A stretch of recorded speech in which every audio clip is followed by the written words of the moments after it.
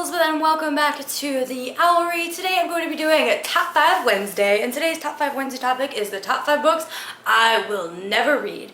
And this was actually really hard because I feel like the two books, this time last year there was two books that I told myself I would never ever, absolutely never read. And the first one was the City of Bones series. I've read the first 3 books.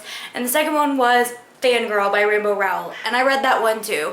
So I feel like there are very few books that I would never ever read, but I came up with a top 5 list, and maybe one day my views will change, something will come up, and I actually might read these books.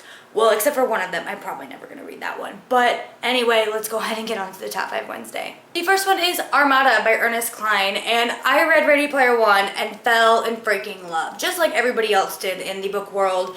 And my husband read Ready Player One as well, and we were both so excited for Armada when it came out that we went to the bookstore at 10 a.m. when it opened, the day that this book released, just so that we could get ourselves a copy and so that my husband could read it that day and I could read it the next day.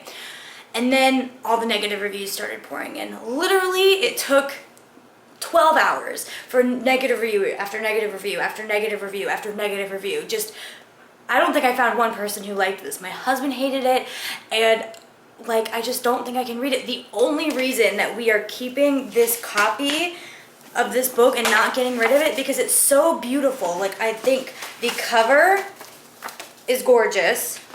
I really like the inside cover, the naked cover, and it's got a map of the ship or something. I don't even know. I don't even know what this is or what it has to do with the book because I haven't read it yet. But this book is, of the list, it's probably the book that I would be most likely to read maybe one day in the very far future when I have nothing else to read, which might never happen.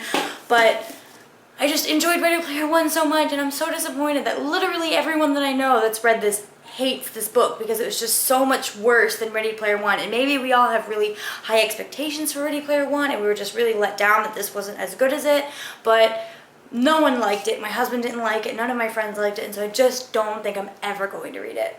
The next book series that I'm going to talk about that I'm never ever going to read is the Ender Game series by Orson Scott Card. My husband really likes this series, and that's why we have some copies of it.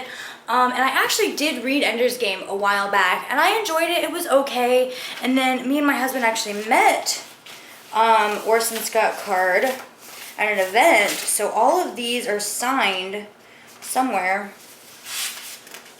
Yeah, he signed all of these books, and I mean, to give him credit is really funny because he wrote like some funny things on here. My husband's a mechanic, and so I don't remember which book it was. It was probably this one, but he would read at work, and he would get the spine and the pages all dirty and stuff because, you know, he's got grease in his hands and things like that. And so he wrote in this one, I believe, "Be nice to trees," which I thought was pretty funny. So, but anyway, the reason why I won't read the Ender's Game series by Orson Scott Card is because he is like adamant against gay marriage, and I have family members who are gay and friends who are gay, and I just can't support anybody. Like, there's a big thing in BookTube recently about separating the art from the artist, and it's really hard for me to do that, especially when I'm not a fan of the series all that much anyway. So I don't know if I'm ever going to get to this because I feel like Orson Scott Card is a bad person. Like, I just don't agree with his beliefs. And it's not just, like, you can believe something, like, that's fine. You want to believe something different than me, I'm not going to be a bigot. But he puts a lot of money and effort and time into resisting gay marriage and gay rights, and I just can't support that. I'm not going to spend my money on your books if all you're going to spend it on is trying to fight against gay marriage. So I just can't support that. If my husband wants to, that's his choice or whatever. Luckily, we got these used, so our money actually didn't go to the book or to him exactly, but I'm never going to support his art because I just can't. I wouldn't feel right with myself to give him money when his money is going to people against gay rights and stuff like that. And I mean, I'm sure there's other authors that I've bought their books that might feel the same way, but he's the one that's most adamant about it. And if I find out about it, then I'll definitely, you know, change my reading habits depending on the author.